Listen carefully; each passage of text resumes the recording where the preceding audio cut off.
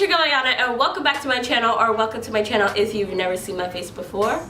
So yes, I'm wearing the same outfit that I wore in my last video because I'm pre-filming, which is something that I usually don't do. But since the last couple weeks of work really took up a lot of my time, I decided, hey, I have time today. Let me pre-film just a couple of videos so I don't miss another week. And plus, I know I'm going out of town next weekend, so I needed to get some videos filmed. In today's video, I wanted to do a Q&A. This is something that I found on Pinterest, and they're pretty deep questions. The title of this post on Pinterest is called 23 Deep Ass Questions, One at a Time.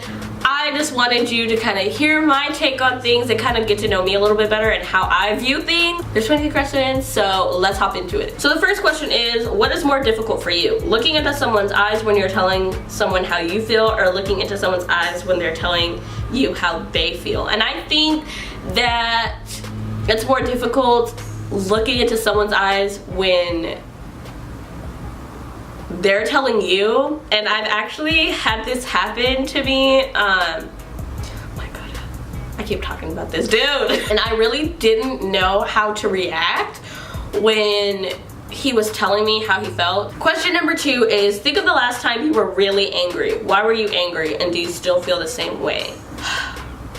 This is probably the same person dealing with the same thing, and this is why we're not we don't associate with each other anymore. That was probably the last time I was like really angry, like screaming at the top of my lungs.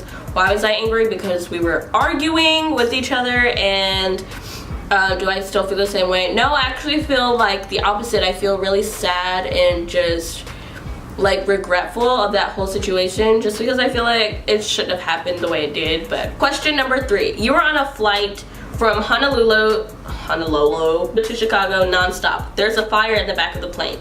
You have enough time to make one phone call. Who do you call and what do you tell them? I would probably call my mom. Honestly, that's like my best friend.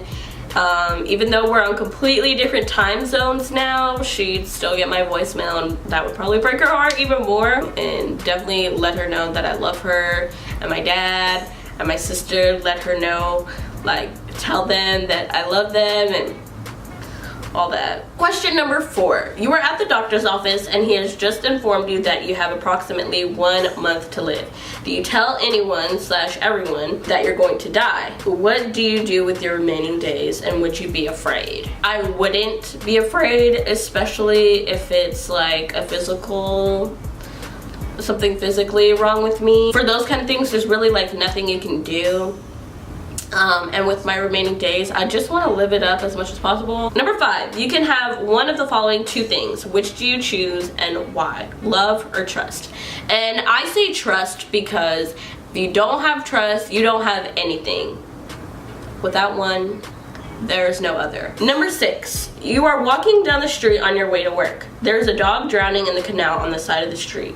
Your boss has told you if you're late even once more, you're fired. Do you take the time to save the dog's life? Why or why not? And if I saw a dog, first of all, I love dogs more than I love humans. So if I saw a dog like struggling for my help, I would probably most likely 100% save that dog's life. Number 7, would you rather be hurt by the one you trust the most or the one you love the most? And this is going back to a previous question. I would say someone that I trust the most, because if you don't have trust, there's nothing. Number 8, your best friend confesses that he or she has feelings for you more than just a friendship. He or she is falling in love with you. What do you or did you do or say? And I've never had this happen to me personally. And if I don't feel the same way that she feels, I'm not gonna try to force those feelings. And so I would just let her know, like, I know you feel that way about me. I know it'd probably be hard to tell her this, but I know you feel that way about me, but I don't feel the same. I don't have those feelings toward you. I love you as a person, but I don't love you that way. I feel like being honest with someone, especially when it comes to someone's feelings, you don't toy with someone's emotions, you don't play with people's feelings, just let them know what's up. Number 9, think of the last person who you know that died. You had the chance to give them 1 hour of life back, but you have to give up 1 year of yours. Do you do it? Why or why not? I don't know if I would give them an hour of life back. That's not enough time for me to express how I feel about that person. Are you the kind of friend that you would want to have as a friend? And the answer to this question is yes and no, because I have my moments. Like I said in my Girl Talk Truth About Friendships video, if you haven't watched it, I'll link it in the card. Number 11, does love equal sex? That's a hard no. Number 12, your boss tells your coworker that they have to let them go because of work shortage, and they're the newest employee. You have been there much longer. Your coworker has a family to support and no other means of income. Do you go to your boss and offer to leave the company? Why or why not? I probably wouldn't. Honestly, to be honest, I probably wouldn't leave the company, especially if it's a company that I really enjoy. And like I said, there's other jobs out there. I know like a family and all that is important and you do have to provide for them, but there's other means of work as well, and especially if I love my job, then.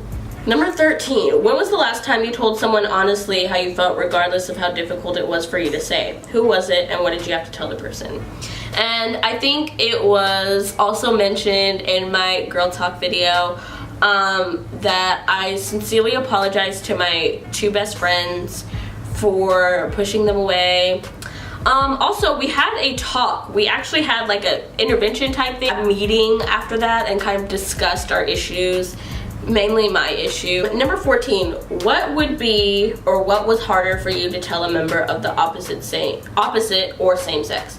You love them or that you do not love them back? That I love them. I've never had someone that I've been involved with that I didn't love them back. Number 15, what do you think would be the hardest thing for you to give up?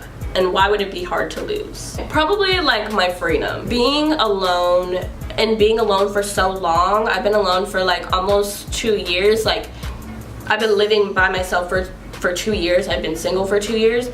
And I feel like giving up my freedom of being alone and like having my own space would be hard, because it would be more of an adjustment. Not saying it'd be hard, like I would hate to have that happen, but it'd be an adjustment to get back into that mindset and get back into that mode where someone's with me all the time versus me being able to do what I want whenever I want, even though I don't do anything. Excluding romantic love, when was the last time you told someone you loved them? Who were they to you? And it was probably actually the most recent I could think of is like a coworker, and that was probably like yesterday. Number 17, if there was one moment and one time in the last month, what would you change and why? I don't want to say this on the internet. Okay. Okay, I'll just go ahead and say it. There's this guy that I've been up and down with for the past, we started talking in December of 2016. One moment I would change in the past month is probably him coming here to see me. I don't want someone in my life that only wants to be in my life when he feels like it. And that's how it's been recently. Like, we don't really talk that much anymore. Mainly, I feel like it's because he's bored. He'll text me, oh, I miss you, I'm gonna come see you. You don't get to pick and choose when you want to see me. I mean, to see me is different because he lives a couple hours away. He could have eliminated himself from this month. 18, would you give a homeless person CPR if they were dying? Why or why not? And this is an easy no. I wouldn't give a person CPR if they were dying, just because I do not know how to do CPR, and if someone were dying and you do CPR the wrong way, they're gonna die anyways, so no. Number 19, you are holding on to your grandmother's hand and the hand of a newborn that you do not know as they hang over the edge of a cliff. You have to let one go to save the other. Who do you let fall to their death? What was your rationale for making the decision? I actually asked this question to someone else not too long ago, and they said that they would save the newborn. And I feel like I would save the newborn too. Number 20, are you old-fashioned? And I would say yes, I'm pretty old-fashioned when it comes to most things. 21, when was the last time you were nice to someone and did not expect anything in return for it? And I feel like that's any time that I do something for someone, I don't ever respect. I don't ever expect anything from anybody. Honestly, if I do something for you, it's out of the goodness of my heart.